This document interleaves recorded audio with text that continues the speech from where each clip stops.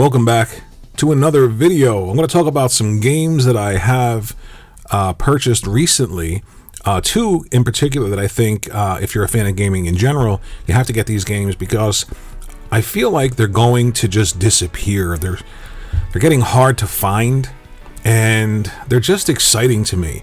And I started collecting physically again for Nintendo because I feel like that just makes sense. That's the kind of company that they are. They're a true brand in the sense that they transcend gaming. They're kind of like Disney. So it just makes sense for me to collect physically for them again, which is strange because I sort of gave up collecting physically. I had tons of stuff and you get to a point where you're just like, there's too much shit behind me. You know, I have to get rid of it. But it is interesting that I'm really into collecting again when it comes to certain games for the Nintendo systems. So we're going to talk about the state of play. We're going to talk about the rumored Nintendo Direct. But first, what games do I think you've got to get right now? Go get these games because they're going to be hard to find, and they're starting, this one in particular is starting to get really hard to find, and it's another Code Recollection. This is a game that came out on the DS. There's actually a game that never came out in the US that's on this collection here. And if you're into like adventure games, not action adventure games where, you know, there's a story and you have to sort of find clues and put them together. And as you put them together, you unlock memories, and the memories are puzzle pieces as well. And you explore this island and this mansion. You meet this young boy, and it's just one of those games that if you just take your time and you're into those kind of games, you have to be into adventure games. If you're into that style of game, you are going to love this. And this is selling out almost everywhere. You see it online. People are posting pictures of this. They're saying sold out here, it's available here, sold out there, it's available there, because this is going to be one of those games that are going to be an instant classic and hard to find. So if you're into these type of games, if you're a Nintendo fan or a game fan in general, get this one. Another one that came out a long time ago, well, maybe not a long time ago, but a while ago, is one that I think, again, hard to find, but you can find it, but it's pricey, and you've got to get it because, in my opinion, this is it's one of the most influential games ever. And then its follow-up, which I love. A lot of people are split on that. And then one that I think is an instant classic. It's Super Mario 3D All-Stars. So you've got Super Mario 64, which, I mean, completely and totally changed everything. Think about in 1996, the most graphically intensive 3D game. PlayStation 1 was around, the Saturn was around. So you've got things like Resident Evil in 96. You've got things like Crash Bandicoot in 96, and then all of a sudden Super Mario 64, which is like 2 generations ahead of those systems' best capabilities in producing 3D. Unbelievable. Super Mario Sunshine on the GameCube was the follow-up to Super Mario 64, so a lot riding on it. What did Nintendo do? Completely changed the game, completely changed everything. They didn't just rest on the success of 64. They took a chance. A lot of people had a problem with it. I think in this collection on the Switch, graphically unbelievable. It is so much fun. There's so much to do and see. And I just can't believe that these games hold up so well graphically. I'm playing them on my huge, 4K television, and they just look phenomenal. And the animation of these games is better than animation in some games now, which is insane. And the next one, of course, is Super Mario Galaxy. If you had the Wii, the waggle motion controls, I wasn't a huge fan of that. I was really into the bowling like everybody else, but this collection is expensive, and I feel like you gotta have it. You just have to have this. I had to have it. And super important older game that came out on the Switch, and one that just came out, another Code.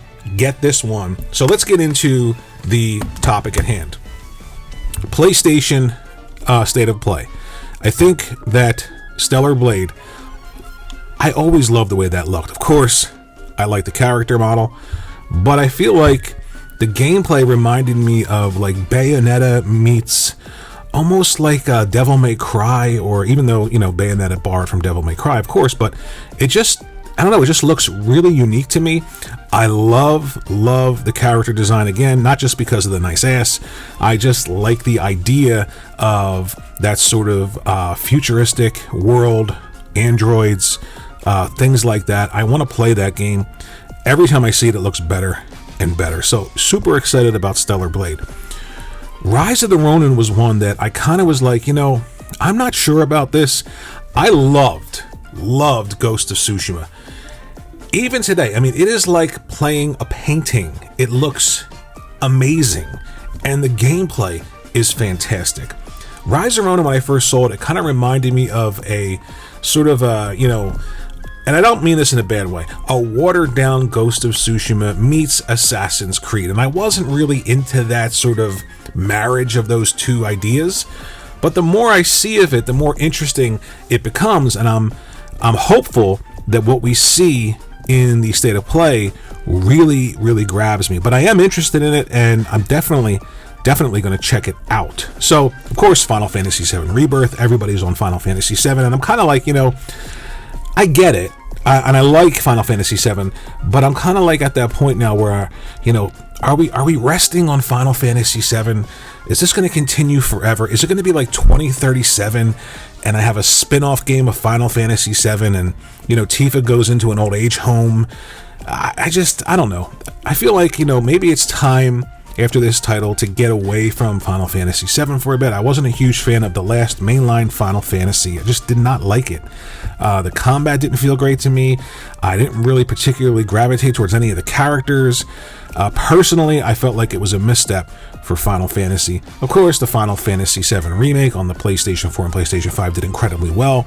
You can still play that. It's actually the number one selling, I think it's digital game for PlayStation, or the number one selling game digitally in PlayStation history. If I'm wrong, let me know in the comment section below. And of course, Final Fantasy VII Rebirth looks to be incredible. It's on multiple discs. It takes advantage of the PlayStation 5. It's a huge, wide open world to explore, and it's the kind of RPG that I love. It's not turn-based. I had to play turn-based games back in the day because of the limitations of the hardware. That's what they gave us. I did not like turn-based. I couldn't get into it. Very, very glad that we have this sort of action hybrid RPG style, and I can't wait to play that game. Now, as far as like PSVR2, I'm kind of like cold on PSVR2. I was excited about it. Horizon Call of the Wild was, great looking, and then the climbing puzzle, climbing, way too much climbing, and it kind of feels like Sony is hoping that other people create games for VR and then funnel them to PlayStation VR2. If I had to guess, I don't think PlayStation VR2 is as successful as Sony wanted it to be. I don't even think that, the PlayStation Portal is going to be as successful as they want. I kind of worry sometimes. I get they're a hardware company. They have to make hardware. That's who they are. But sometimes, putting too many eggs all over instead of maybe in the 2 or 3 really strong baskets that you have, I worry about that. But I don't know if we're going to see any PlayStation VR2 stuff. The rumor is we aren't, and that's kind of strange, especially with a device that's been out for a little while with no update on how it's doing. And certainly, there isn't that killer app. There isn't that like Half-Life Alyx game for PlayStation VR2 yet, a game that's built from the ground up from a Sony first-party title. The way they take advantage of the PlayStation 4 and PlayStation 5, they haven't done that really with the PSVR2. You could say Horizon Call of the Wild, but again, it just didn't have that, must-have appeal for the device. And of course, that price needs to come down, or else I don't think they're going to do very well. I don't think we're going to see another PlayStation VR 3. I don't think we're going to see that. I hope we do, because I love VR. I think it's a great additional way to experience video games, but I worry about the content because I haven't seen much that's been really great, in my opinion, of course. But if I'm wrong, if I missed something, let me know in the comment section below. Now on to the big daddy here, and that's Nintendo. There is a rumor that February 13th there'll be a Nintendo Direct. Why is there a rumor that on February 13th there'll be a Nintendo Erect, I said Nintendo Erect. Whew. So why is there a rumor that there'll be a Nintendo Direct on February 13th? Well, there's historical precedent for that. Nintendo has done a show in February, the second week of February. They've done a Nintendo Direct in February, the second week of February. But I think more people are excited about this rumor in the past because of the idea that they think we're going to get this huge news about the new Nintendo console. And I'm going to tell you what I think, and it might not be what you want to hear. I don't think we're going to hear anything about the new Nintendo console. If we do, it's not going to be here it is. It's not going to be here's what it can do and all that spec stuff. Honestly, to be honest with you, most people who are interested in Nintendo, they don't really care about the spec of the system. Of course, it's going to be a little bit better than the Switch or better than the Switch. They care about, all the things that it's going to allow them to do. But I don't think we're going to see any of that. If we do see something, they'll say something like, all of your collection that you have, all the games that you have on the Switch, the games that I just talked about going out and grabbing, well, you can play these on the next system, and that would be great news. Maybe they'll show some mock-ups of the system, them sitting around talking about ideas. I just don't think we need to see it. The reason that I don't think that we need to see it is because the Switch is still selling crazy numbers. Even in its 7th year, yes, it's being beaten by the PlayStation 5, but it's not being crushed by the PlayStation 5, which is crazy when you think about it, because it's been around for 7 years, and they still have some great games coming, like the one I just showed you. They've got Mario versus Donkey Kong. They've got a ton of great content coming this year in its 7th year. So I'm not sure if we'll see that, but I'm interested to know what you think, because a lot of people seem to think that we need to see a new Nintendo system. It has to happen.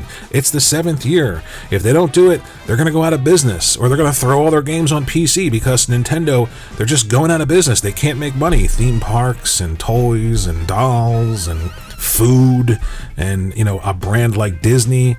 But of course, the internet, doom and gloom. So that's what I think. I don't feel that we're going to get anything meaningful in terms of the next system, but I would love to be wrong, because there is nothing like the announcement of a brand new system and the excitement. And when can I pre-order it? And I'll tell you, I will make a promise. If they have a midnight launch, they don't have them anymore anywhere, but if there is one that I can get to, I will be there. I will film it. I will stand in line. I will be the old man standing in line with young kids looking at me like, why the fuck is this old dude here? And I'll have a great time. But as far as the PlayStation State of Play, excited about the games I talked about. A little bit worried about PlayStation VR2. PlayStation Portal just doesn't interest me. I don't want to stream video games. And that use case scenario where, hey, everybody's watching television, I think I'll sit on the couch with the PlayStation Portal. Isn't this great? I just don't need to do that. And the times that I do need to do that, I just wait. I mean, it's not that big a deal to me. So, I get why they didn't do an actual, portable, because, the PlayStation VR 2 is like a portable system that needs its own games, and they're having problems with that. Can you imagine a proper handheld? So smart there for them to do that. Nintendo, I don't know if we're going to see what I talked about. I hope I'm wrong, but if I am not wrong, then I'll still be excited about what they talk about and what they show. Maybe a teaser for the new Metroid Prime. It's been a while, right? It's been a while. Retro was brought in after they said to everybody else working on that, get out. It's terrible. Start over. So hopefully we see that. But that's my prediction / anticipation for Sony show and the possible Nintendo show. Let me know in the comment section below what you're excited for. Let me know if you agree with my assessment of Sony's State of Play. Let me know about the Nintendo Direct that may or may not happen. Are you excited about the news? Do we need to see the next system? Thanks for getting me to 1,000 subscribers, which is insane because I'm not very active on social media, certainly not a personality on podcasts, but I love talking about video games and getting excited about it, and I appreciate all the comments and the likes. Thank you.